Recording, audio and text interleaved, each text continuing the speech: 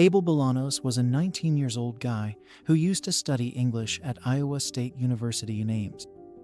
Abel was a football player, a wrestler, and an excellent student. On March 30th, 2007, Abel went to school and then went to his work at Red Lobster.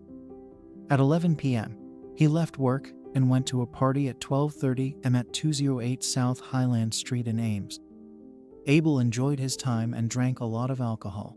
Abel left the party around 3 in the morning and tried to access Wilson Hall, which is just across his dormitory building. His access got denied. At 4:30 am, he was seen by a student in Campus Town. On April 1st, Abel was reported as missing by his sister. He had missed his work shift and hadn't seen by friends or roommates. His car was found close to the party place where he parked it.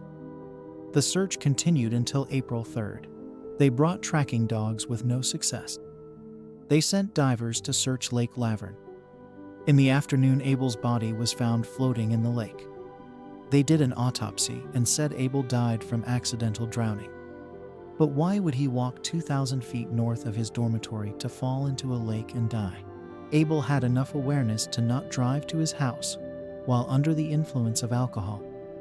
It doesn't make sense for him to walk to a lake and drown himself. His high school teacher said Abel had a lot of self-control and had an ability to talk about things at a higher level than most high school kids. He said Abel was a type of guy who thought about his future and what was important in life.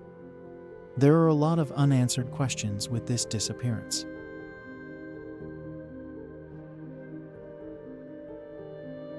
Brian Adrian was a 37-year-old guy who lived in Calgary, Alberta.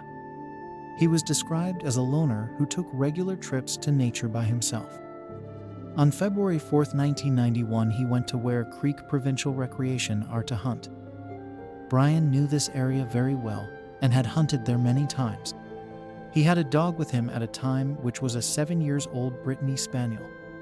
He never notified anybody of when he was coming back, but he was reported as missing on February 5th, one day after he went to hunting.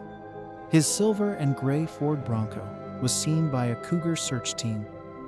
They contacted the police, and the police realized Brian was missing. Brian's boots were found in his car, which was smelled by the tracking dogs to find him. The search involved dogs, helicopters, and around 50 people. The search and rescue team came to the scene and helped with the effort. They found Brian's hunting arrow. Someone found Brian's dog in southern Calgary shortly after he disappeared. The area Brian went missing has lots of predatory animals.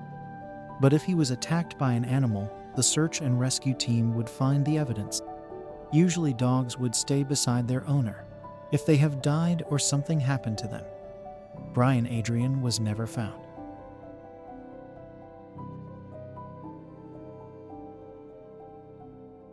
On November 6th of 22-year-old Michael Knoll went out with a group of friends to celebrate his 22-year-old birthday at Eau Claire, Wisconsin.